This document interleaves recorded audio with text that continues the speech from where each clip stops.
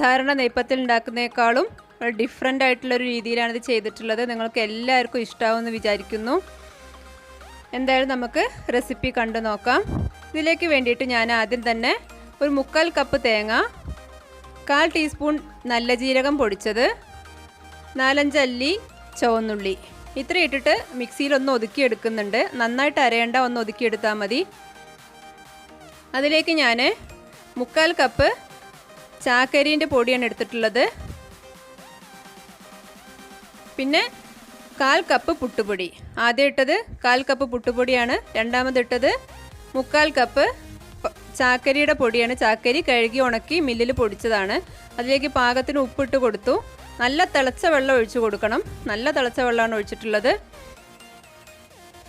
സാധാരണ നമ്മൾ ചാക്കരി അരച്ചിട്ടൊക്കെയാണ് നെയ്പ്പത്തിൽ ഉണ്ടാക്കുക. ഇത് കുറച്ചും കൂടി ഡിഫറെൻ്റ് ആയിട്ടുള്ളൊരു മെത്തേഡാണ്. പ്രത്യേകം ശ്രദ്ധിക്കണം. ആവശ്യത്തിന് നല്ല തിളച്ച വെള്ളം ഒഴിച്ചു കൊടുക്കുക. 3/4 കപ്പ് ചാക്കരി പൊടിയിലേക്ക് 1/4 കപ്പ് പുട്ടുപൊടിയാണ്. ഈ പുട്ടുപൊടി പച്ചരീൻ്റെ പൊടിയാണ് കേട്ടോ. ഞാൻ പുട്ടുപൊടി ഉണ്ടാക്കുന്നൊരു വീഡിയോ മുമ്പ് ഇട്ടിട്ടുണ്ട്. അതുപോലെ തന്നെ ഉണ്ടാക്കണം എന്നില്ല. എന്തായാലും പുട്ടുപൊടി നല്ല തരിയുള്ള പൊടിയാവണം, പച്ചരിയുടെ പൊടിയാവണം. അതിലേക്ക് നമ്മൾ തിളച്ചവെള്ളം ഒഴിച്ച് നന്നായിട്ട് മിക്സ് ചെയ്തതിന് ശേഷം നമ്മൾ തേങ്ങ ഒതുക്കി വെച്ചത് ഇടുകയാണ്. ഞാൻ ചെറിയ ജീരകത്തിൻ്റെ പൊടിയാണ് ഇട്ടത്. പൊടി തന്നെ വേണമെന്നില്ല. എൻ്റെ അടുത്ത് ഇപ്പോൾ പൊടിയാണുള്ളത്, അതുകൊണ്ടാണ് പൊടി ഇട്ടത്. ജീരകം തന്നെ ഇട്ടാലും മതി. ചിലരൊക്കെ ഇതിൽ പെരുംജീരകം കൂടി ചേർക്കാറുണ്ട്, പക്ഷേ ഞാൻ ചേർത്തിട്ടില്ല. നിങ്ങൾക്ക് ഇഷ്ടമാണെന്നുണ്ടെങ്കിൽ ഒരു 1/4 ടീസ്പൂൺ അതും ചേർക്കുക. നന്നായിട്ട് കുഴച്ചെടുക്കുക. അത്യാവശ്യം നന്നായിട്ട് കുഴച്ചൊന്ന് മയപ്പെടുത്തിയെടുക്കുക. എന്നിട്ട് ഞാൻ പത്തിരി പ്രസ്സിലാണ് ഇത് അമർത്തിയെടുക്കുന്നത്. ചെറിയ ചെറിയ ഉരുളകളാക്കിയിട്ട്, എത്ര വലിപ്പം വേണമെന്ന് വെച്ചാൽ അതിനനുസരിച്ച് ഉരുളകളാക്കിയിട്ട് പത്തിരി പ്രസ്സിൽ അമർത്തിയെടുക്കുകയാണ്. എന്നിട്ട് വെളിച്ചെണ്ണയിലാണ് പൊരിച്ചെടുക്കുന്നത്. നന്നായിട്ട് പൊങ്ങി വന്നു, നല്ല സോഫ്റ്റുമാണ്. നിങ്ങളെല്ലാവരും ട്രൈ ചെയ്ത് നോക്കണം. നമ്മൾ സാധാരണ ചാക്കരി, അതായത് ചോറ് വെക്കണ അരി വെള്ളത്തിൽ കുതിർത്തി പൊടിച്ചിട്ടൊക്കെയാണ് ചെയ്യാറ്. കുറച്ചും കൂടി റിസ്കി ആയിട്ടുള്ളൊരു മെത്തേഡാണിത്. ഇതാകുമ്പോൾ ഒന്നുകൂടി ഈസിയാണ്. കണ്ടോ, നന്നായിട്ട് പൊങ്ങിയൊക്കെ വന്നു.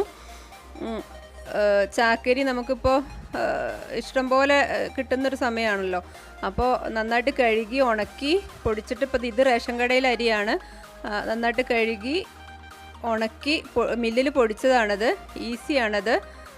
പക്ഷേ പുട്ടുപൊടി നമ്മൾ വീട്ടിൽ തന്നെ ഉണ്ടാക്കിയതാണ്. പുട്ടുപൊടി വളരെ കുറച്ച് മതി. ഇനിയിപ്പോൾ വീട്ടിലുണ്ടാക്കിയ പുട്ടുപൊടി ഇല്ല എങ്കിൽ നമ്മൾ പാക്കറ്റ് വാങ്ങിച്ച പുട്ടുപൊടി ആയാലും മതി. അതും പച്ചരി തന്നെ ആയിരിക്കും. ഇതിപ്പോൾ ഞാൻ വീട്ടിലുണ്ടാക്കിയ 2 പൊടിയും വീട്ടിലുണ്ടാക്കിയത് തന്നെയാണ്. രണ്ടും വാങ്ങിയതല്ല, വീട്ടിലുണ്ടാക്കിയ പൊടി തന്നെയാണ് രണ്ടും.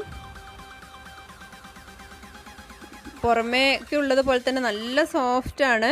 നന്നായിട്ട് പൊങ്ങി വരികയും ചെയ്തു. ഒരു കുഴപ്പമില്ലാതെ കിട്ടി.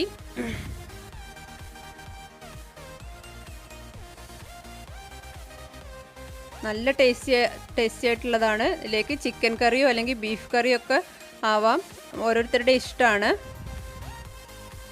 ശരിക്കും ചിക്കൻ കറിയുടെ കൂടെയാണ് എനിക്ക് നന്നായിട്ട് ടേസ്റ്റി ആയിട്ട് തോന്നിയിട്ടുള്ളത്. ഒത്തിരി ഗ്രേവിയൊന്നും ഇല്ലാത്ത നല്ല കുറുകിയ ഗ്രേവി ആയിട്ടുള്ള ചിക്കൻ കറിയാണ് നല്ലത്. ചിക്കൻ കറിയുടെ റെസിപ്പി ഞാൻ മുമ്പ് ചെയ്തിട്ടുണ്ട്. ഒരു ഡിഫറെൻ്റ് ആയിട്ടുള്ളൊരു ചിക്കൻ കറിയുടെ റെസിപ്പി ചെയ്തിട്ടുണ്ട്.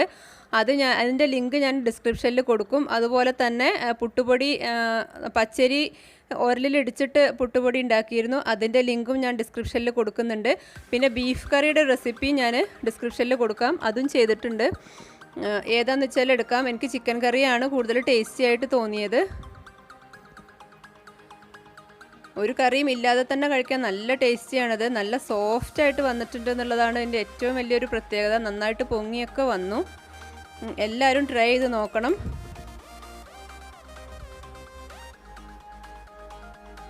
ചാക്കരി പൊടിച്ചെടുക്കുക എന്ന് പറഞ്ഞാൽ പിന്നെ അതിലൊന്നും റിസ്ക് ഇല്ല. നേരെ മറിച്ച് നമ്മൾ ചാക്കരി വീട്ടിൽ തന്നെ അരച്ചെടുക്കുകയാണെങ്കിൽ ചില മിക്സിയിലൊക്കെ അത് അരയാൻ നല്ല ബുദ്ധിമുട്ടാണ്. അപ്പോൾ ഇതാവുമ്പോൾ നമ്മൾ മുൻകൂട്ടി പൊടിച്ച് കൊണ്ടുവന്ന് വെച്ച് കഴിഞ്ഞാൽ ഇടയ്ക്കിടയ്ക്ക് എടുത്തിട്ട് ഇതുപോലെ ഇങ്ങനെ ഉണ്ടാക്കാം. പുട്ടുപൊടി വളരെ കുറച്ച് മതി കേട്ടോ. അപ്പോൾ 4 ഭാഗം പുട്ടുപൊടിയാണ്. അപ്പോൾ ഇതിപ്പോൾ ടോട്ടൽ 1 കപ്പ് പൊടിയാണ് ഉണ്ടായിരുന്നത്. അതിൽ 3/4 കപ്പ് ചാക്കരി പൊടിച്ചതും 1/4 കപ്പ് പുട്ടുപൊടിയായിരുന്നു. അത് ചെറിയൊരു തരി വേണം. നമ്മൾ മില്ലിൽ പൊടിച്ചത്, ചാക്കരി മില്ലിൽ പൊടിച്ചപ്പോൾ ഒട്ടും തരി ഉണ്ടായിരുന്നില്ല. അതിന് വേണ്ടി ഒരു തരി കുറച്ചുണ്ടാകാൻ വേണ്ടിയിട്ടാണ് നമ്മൾ അങ്ങനെ ചെയ്തത്. ഓരോന്നോരോന്നായിട്ടാണ് ഞാൻ എടുക്കുന്നത്. പത്തിരി പ്രസ്സിൽ അമർത്തിയാൽ ഈസിയാണ്. പത്തിരി പ്രസ് ഇല്ലെങ്കിൽ നമുക്ക് അത് വേറെ ഏതെങ്കിലും മെത്തേഡിൽ ഇപ്പോൾ പ്ലേറ്റ് വെച്ചിട്ടോ അങ്ങനെയൊക്കെ 2 പ്ലേറ്റ് വെച്ചിട്ടൊക്കെ പരത്തിയെടുക്കാവുന്നതാണ്. മാത്രമല്ല അപ്പോൾ പത്തിരി പ്രസ് എല്ലാവരുടെയും കയ്യിൽ ഉണ്ടാവുമല്ലോ. അപ്പോൾ ഈസിയാണ്, വളരെ ഈസി ആയിട്ട്. മാത്രമല്ല മുൻകൂട്ടി നമ്മൾ ചെയ്ത് വെക്കാനൊന്നുമില്ല. ഇതിൽ അപ്ഡേറ്റ് ആയിട്ട് എപ്പോൾ ഉണ്ടാക്കണം തോന്നണോ അപ്പോൾ നമുക്ക് മാവ് കുഴയ്ക്കുക, എണ്ണയിലിട്ട് പൊരിച്ചെടുക്കുക, അത്രയേ ഉള്ളൂ പണി. ഒരുപാട് എണ്ണയൊന്നും കുടിക്കണില്ല ഇത്. ചിലത് അങ്ങനെ എണ്ണ കുടിച്ചിട്ട് നമുക്ക് വലിയ ബുദ്ധിമുട്ടാവും. ഇത് അങ്ങനെയൊന്നുമില്ല. ഇപ്പോൾ വീഡിയോ അത്ര ക്ലിയർ ഇല്ലാത്ത കാരണം നന്നായിട്ട് പൊങ്ങി വന്നു അങ്ങനെ അങ്ങോട്ട് കാണുന്നില്ല. പക്ഷെ നന്നായിട്ട് പൊങ്ങി വന്നിരുന്നു. ഫോട്ടോ കണ്ടാൽ നമുക്ക് മനസ്സിലാവും. നന്നായിട്ട് പൊങ്ങി വന്നു, നല്ല ടേസ്റ്റുമാണ്. പലരും പെരുംജീരകം ചേർക്കാറുണ്ട്. ഞാൻ ഒന്നുകൂടി പറയുകയാണ്, പെരുംജീരകം ഞാൻ ചേർത്തിട്ടില്ല. ചിലർക്കെങ്കിലും അത് ഇഷ്ടമുള്ളവരുണ്ടെങ്കിൽ കുറച്ച് പെരുംജീരകം കുറച്ച് നല്ല ജീരകം ചേർക്കാം. ഞാൻ ഇപ്പം നല്ല ജീരകം മാത്രമേ ചേർത്തിട്ടുള്ളൂ.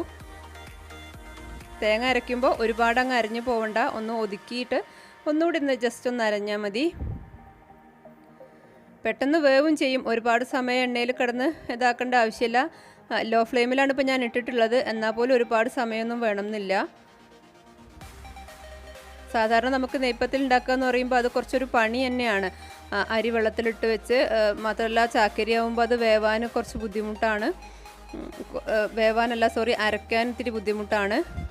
അങ്ങനെയൊക്കെ ഉണ്ട്. ഇതാകുമ്പോൾ അതൊന്നുമില്ല. പെട്ടെന്ന് നമുക്ക് ആരെങ്കിലും വിരുന്നുകാർ വരിക അല്ലെങ്കിൽ പെട്ടെന്ന് ഉണ്ടാക്കണം തോന്നുകയാണെങ്കിൽ അപ്പം വെച്ച് 10 മിനിറ്റ് കൊണ്ട് നമുക്ക് ഈ 2 പൊടികളും കൂടി എടുത്തിട്ട്, പുട്ടുപൊടി സ്റ്റോക്ക് ഉണ്ടെങ്കിൽ 2 പൊടികളും കൂടി എടുത്തിട്ട് തിളച്ച വെള്ളത്തിലേക്ക് അങ്ങോട്ട് ഇടേണ്ട ആവശ്യമില്ല.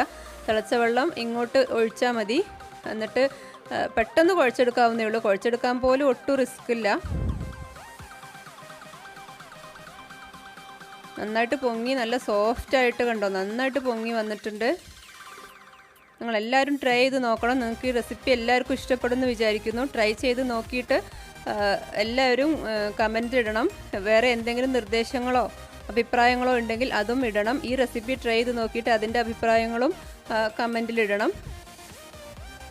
പിന്നെ വേറെ ചിക്കൻ കറിയുടെ ബീഫ് കറിയുടെയൊക്കെ റെസിപ്പി ഞാൻ ഇടുന്നുണ്ട്, ഡിസ്ക്രിപ്ഷനിൽ ഇടുന്നുണ്ട്. എല്ലാവരും ഒന്ന് നോക്കുക, എന്നിട്ടൊന്ന് ട്രൈ ചെയ്തിട്ട് പറയണം. ഫീഡ്ബാക്കൊക്കെ എല്ലാവരും അറിയിക്കണം. അപ്പോൾ എല്ലാം പൊരിച്ചു കഴിഞ്ഞു. എല്ലാവരും ട്രൈ ചെയ്ത് നോക്കണം. ഈ ചാനലൊന്ന് സബ്സ്ക്രൈബ് ചെയ്യണം. Thanks for watching. ബൈ.